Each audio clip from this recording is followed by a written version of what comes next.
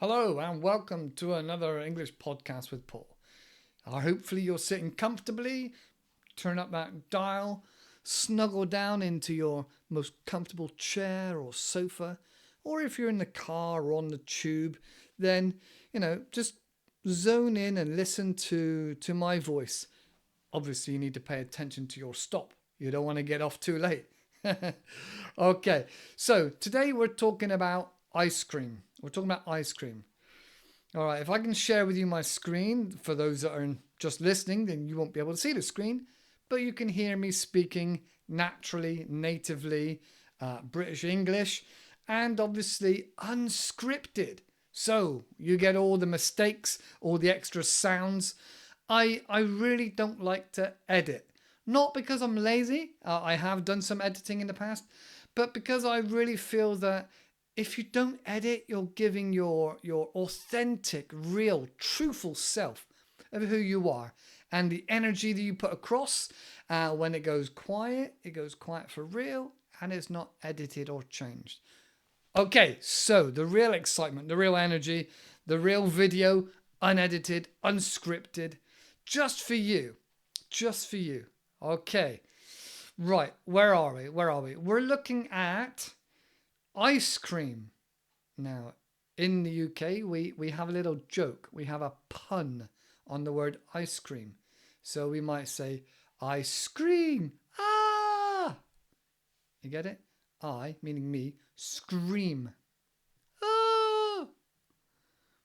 When we're talking about ice cream. It is a play on words there. It's kind of not that funny, but a lot of us can't help saying some of these silly things. All right then. So bear with me. Let's have a little look at this ice cream and what I've tried to create a little slideshow, not just for anybody that's watching, because some of the viewers like to watch, some of the audience like to watch, but also for me, for some notes and something to contextualize it, to give it a little bit of move forward. So ice cream. Everybody loves ice cream. And we're going to talk a bit about the cold, lovely dessert that we call ice cream. All right. I also did a top 10. So in amongst this, there's the top 10 best ice creams. Okay. So gelato. Now, I've only ever heard that in Europe. We don't really use that word in the UK. You could probably read it here, but for the audience, gelato is a traditional Italian frozen dessert that has rich and creamy texture. Well, you say that about all ice creams, really. Okay, it's often made with a high proportion of milk to cream compared to ice cream. Oh, okay. I didn't know that. Personally, I can only have dairy-free ice cream, which is a bit of a downer, bit of a bummer. All right then. What have we got? We got some interesting facts here. Some historians believe that the concept of frozen desserts date back to ancient China, where a mixture of milk and rice was frozen in the snow. Parisians are also said to have enjoyed the frozen treat made with grape juice. That just sounds like frozen wine. Doesn't sound so good. And snow. Oh, okay. Right, number 2. Now, forgive me if I pronounce this incorrectly. M-O-C-H-I. How would you pronounce that? M-O-C-H-I. Mushi. Mushi ice cream. That sounds about right to me. Mushi ice cream originated in Japan and consists of small round balls of ice cream enclosed in a sweet and chewy rice dough called mochi. That sounds really appetizing.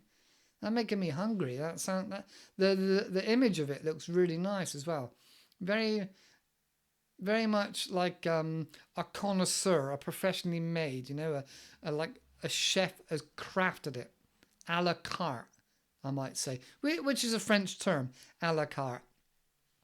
I don't know what it means exactly, but it's normally very good quality, as France is known for their quality. All right. The explorer Marco Polo is often credited with bringing the idea of ice cream from China to Italy in the 13th century. Italians adapted and developed early versions of ice cream, creating a precursor to what we know today. Oh, a precursor. If you haven't worked out already, that means like the one before. All right, something before. The precursor. All right, okay. Rum and raisin. That's number 3, apparently. Rum and raisin. Rum raisin ice cream featuring raisins soaked in rum is a classic American flavor. Okay. In the 17th century, ice cream became a fashionable treat in Europe, particularly among the aristocracy, those with the most money and I don't know, higher society, aristocracy.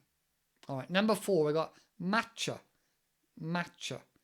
Matcha ice cream is Japanese green tea flavored treat made with powdered green tea, giving a distinctive and slightly bitter taste. Ugh. Now, I haven't tried it, so I can't comment.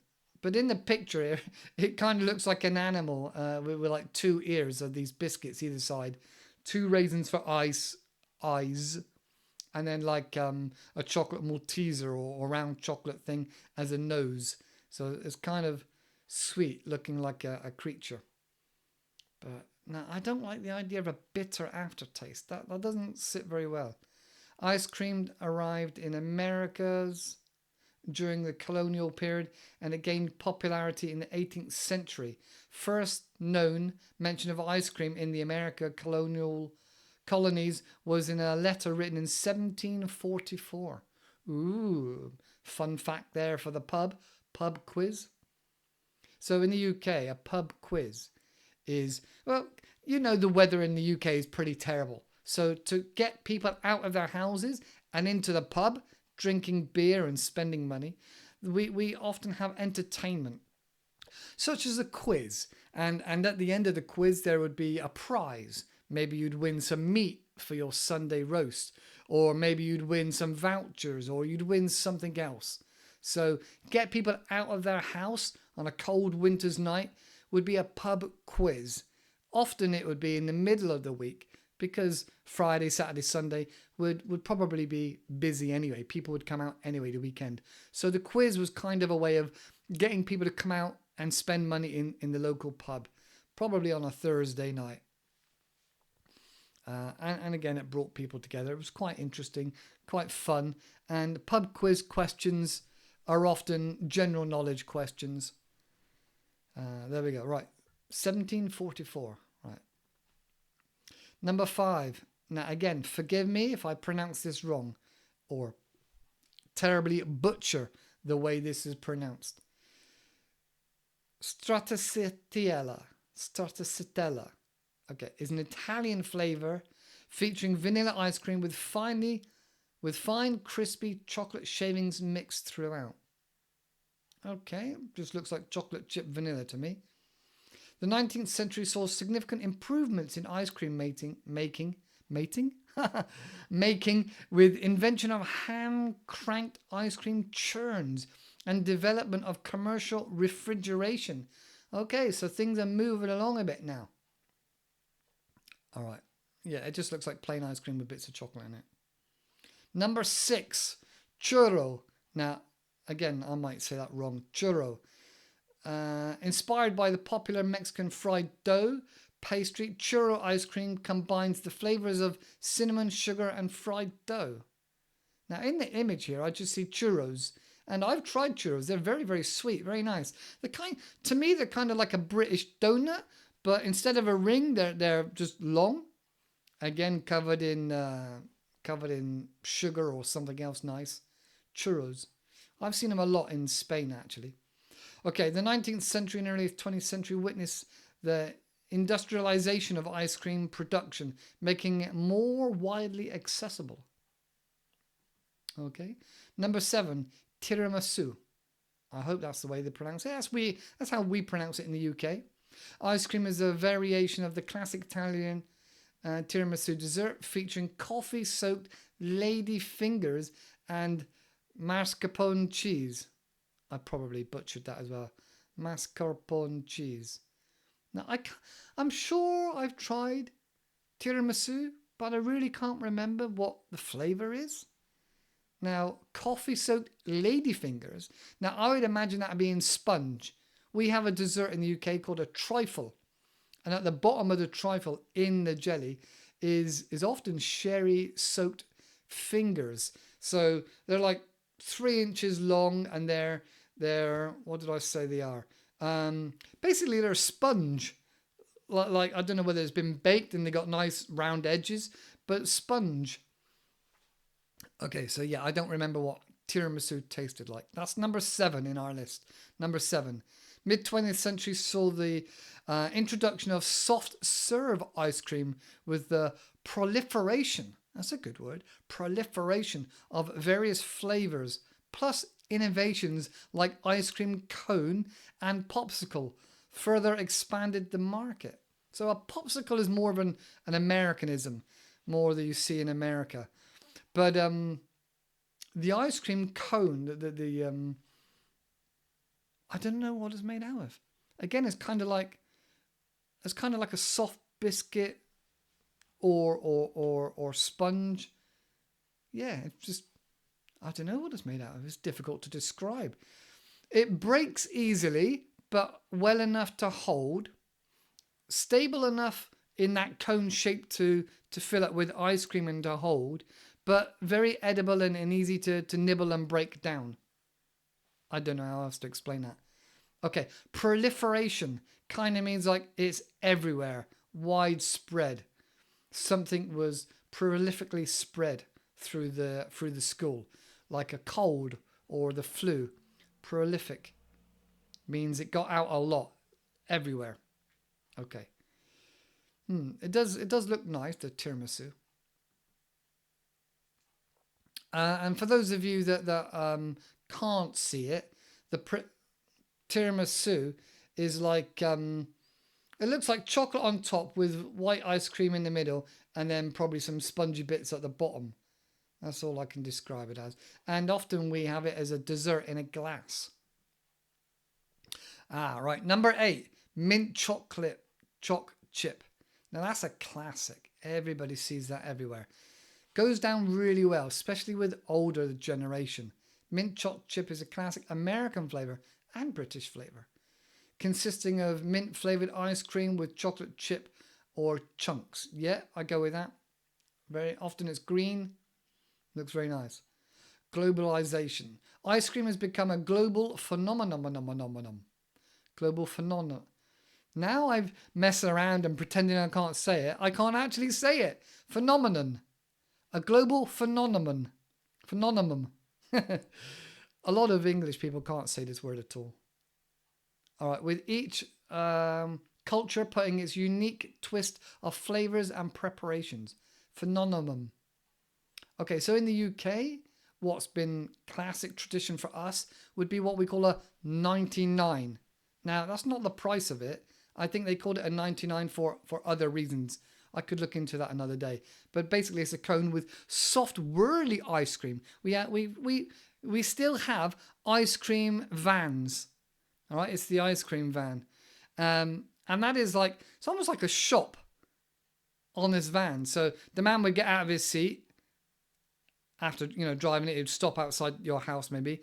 He would get out of his seat and he'd walk to the window. There'd be a big window and there'd be stickers all over the window of different ice creams and lollies and combinations of things. Now you could get, and he had a big machine which was running by the diesel engine, which was running, and it made ice cream. And he pulled a lever and he moved the cone underneath it to make a nice long big whirl, like a big whirly ice cream. And then on that, we would sprinkle on all different types of toppings, like hundreds and thousands, or chocolate chips, or some other sweet that's popular at the moment. And so the 99 had these chocolate flakes, like Cadbury's chocolate flakes. They were only like 2 to 3 inches long, but I think it was like £1 or 99p to have this ice cream, this whirly ice cream with the chocolate flake, and then some sauce, some like strawberry sauce or chocolate sauce on top of that, and then maybe some chocolate some chocolate sprinkles on top of that, or nuts. Nuts was really popular back in the 70s and 80s. You get sprinkling of nuts on the top. He would do this over the nut container, so all the nuts that fell off landed back in the container, and then he'd put that into a little holder on the van on the side there, in case you, or he'd pass it straight to you if you're having multiple ice creams. And that was the main tradition, a 99 ice cream with this flake in it. Oh, amazing. Another thing you could get with this is called the clamshell, and it was like again like made of the cone, the same material, but it was flat with a big depression in it. Depression, like big gap down in the bottom, and he'd squirt this ice cream into the bottom, and then on top he'd put the same again, or he might put sauce and flake and bits in it, toppings, and then again he would put the lid on it, so it'd be like a clamshell, like a pearl shell with ice cream in the middle. Again, that was a bit more expensive. That was gorgeous, amazing. So that's something we used to have, as well as lots of lollies. Like as children, we used to like a cider lolly made of apple cider, or tasted of apple cider. So we think we would get drunk on the alcohol of this cider lolly, you know. Or if you didn't have a lot of money and you were buying your own, you might get a milk lolly that tasted of, well, milk, I suppose. It's just smaller and slim. So that was the milk lolly. Quite a few other flavors as well, like the fab lolly. Different flavors in this frozen lolly with chocolate sprinklings or something on top. And then there'd be like the feast lolly, which was like a lolly of chocolate with a softer chocolate inside, and then maybe nuts sprinkled on the outside. So we had quite a lot of selection of lollies, and then different types of ice cream. Really, really big and popular. After that, kind of like the late 80s, we had a thing called a Viennetta. So that was like a dessert, really posh dessert. And it was like, I don't know, 8 inches long, and you'd cut it into fine slices. All right, and it was almost like a log shape. And inside there was lots and lots of like thin layers of chocolate, crispy chocolate. We used to have that on a Sunday as well, back in the 80s and 90s. All right, moving on. Now, number 9, we've got red bean. That looks very bizarre and unusual. Red bean ice cream is popular both in Japanese and Chinese culture, featuring sweet red bean paste mixed into the ice cream. I'm not sure if I like the idea of that. Oh, okay. Healthy and dietary trends. In recent years, there's been a rise in demand for healthier plant-based ice creams options, leading to the development of alternative like vegan and low-sugar varieties. So yes, like I said, there is a lot more diabetic ice cream you can buy now. And like I said, you can buy vegan ice cream, which is what I buy. There are some big names such as Ben & Jerry's that make some great flavors of regular ice cream, and they do some vegan alternatives, again, which is delicious. But these tend to be a little bit pricey, you know, like Haagen-Dazs is an expensive ice cream, and Ben & Jerry's are a little bit pricey because they have lots of interesting flavors. What was I saying? But you can get a cheaper vegan ice cream, which is still very, very tasty. And like I said, diabetic ice cream, probably other types of lacto ice cream. And there's one more I want to come on to in a moment. Let's see if I've got it in the next one. Number 10 in our list, the last one in the list, walnut. Maple walnut. Maple walnut ice cream is a Canadian specialty, combining the rich flavors of maple syrup and crunchy walnuts. Ooh, that does look really tasty. I could eat that now. All right. So then we've got space ice cream, also known as astronaut ice cream, is a freeze-dried treat originally developed for space missions, featuring dehydrated ice cream that can be consumed without refrigeration. Despite its association with space travel, it's more of a novelty item, as actual astronauts typically enjoy regular frozen ice cream in space. Oh, okay. Right. I wanted to dive into more about ice cream, not just the fact that it's delicious and tasty, but like the psychology of it. So we looked into the psychology of it. various aspects of sensory experience of the taste and texture to the emotional social factors associated with consuming ice cream. Scientific studies have explored the psychological impact ice cream has on mood and behavior, revealing several interesting findings. Okay, right. Emotional regulations. Emotional regulation. Yeah, okay. Ice cream linked to positive emotions. Yeah. Considering comfort to food as well. So comfort food we talk about a lot. Often we talk about it when somebody has a traumatic experience. Maybe they have a breakup from their boyfriend, or they have a divorce, or they have some really bad news. And so you'll see on the movies and on the TV, they'll be eating ice cream and they'll be really sad and upset. So ice cream is a major comfort food. Okay, what else have we got?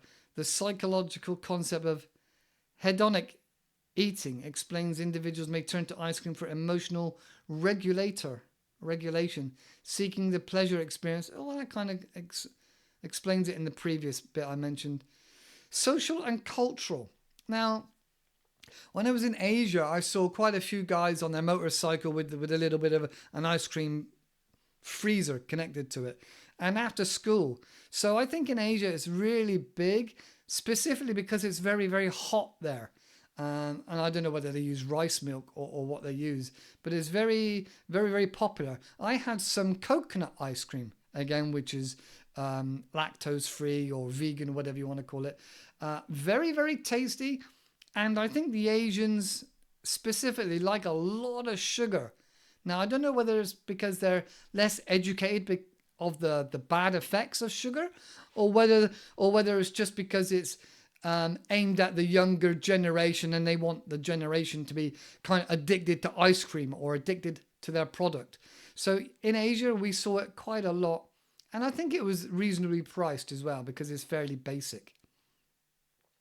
Studies include cultural backgrounds, shape preferences, specific ice cream, reflecting the influence and upbringing of the culture associated with the taste, understanding the psychology, recognizing both between the sensory delight, emotion, comfort, while acknowledging the social, cultural dimensions that contribute to its widespread appeal.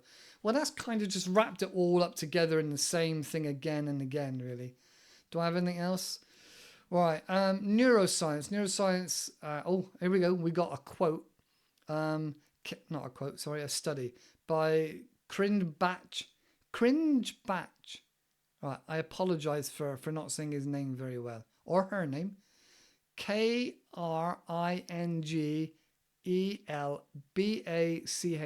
Kringelbach.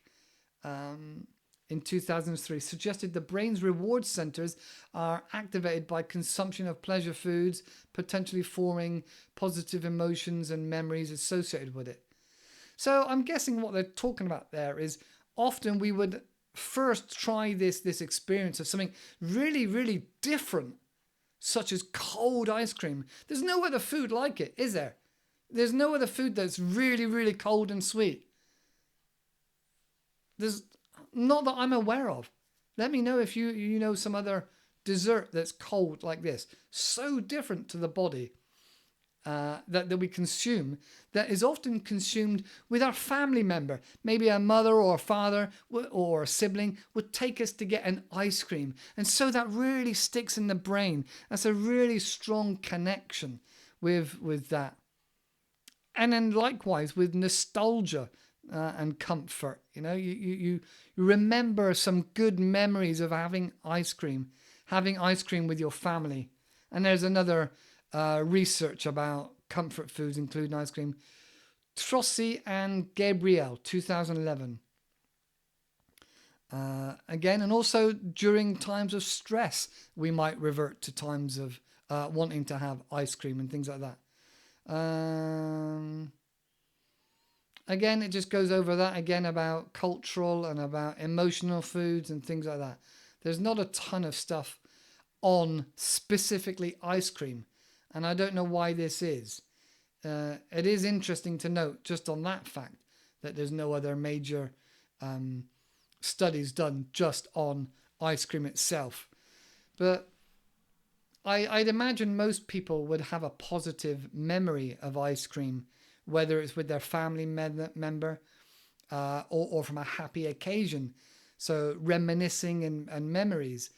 But if you think about it, ice cream is very odd and bizarre because there's no other dessert similar to ice cream that's completely frozen and cold.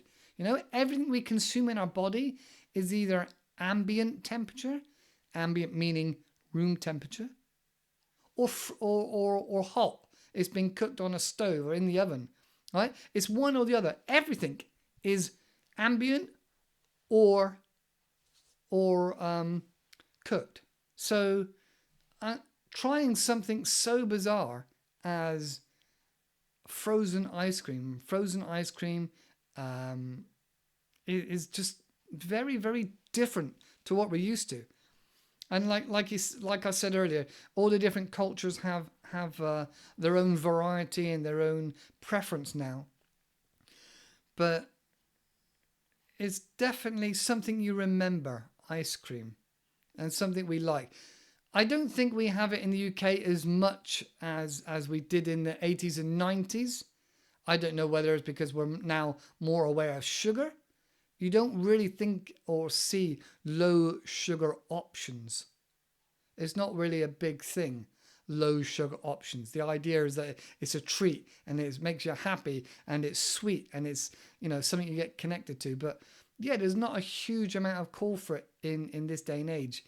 Obviously, in hot countries, it would be good to help cool you down. Maybe because of the room temperature in the UK isn't always that great. Maybe it's because a man has to drive around your area, and so you got the carbon footprint of that vehicle driving around and around and around, because it's normally in the back of a van or in Asia on the back of a motorcycle, and it's polluting all the time. So, yeah, I don't think there's not a lot of new innovations with ice cream. It's not something that's really exploding or taking off, I would say, in the UK specifically. It's unique and it's different, but it's a novelty and that's kind of worn off and worn away. So, if you have any interesting stories about ice cream, have you traveled to different parts of the world and had some unusual ice cream? Let me know in the comments. I mean, do you have ice cream in your house regularly? Let me know what your thoughts are on ice cream and how you're connected to it on an emotional level or with your memories. Let me know in the comments. Let me know what you think. Ice cream, is it here to stay or is it going to disappear in the future altogether? Let me know your thoughts in the comments. Well, that's it for today. I hope you enjoyed what we talked about. Like I say, if you've got anything to add to that, put it in the comments. If you've got something similar that you'd like me to talk about, then mention that in the comments as well. Have a great day, and I'll see you in the next video. Bye-bye for now.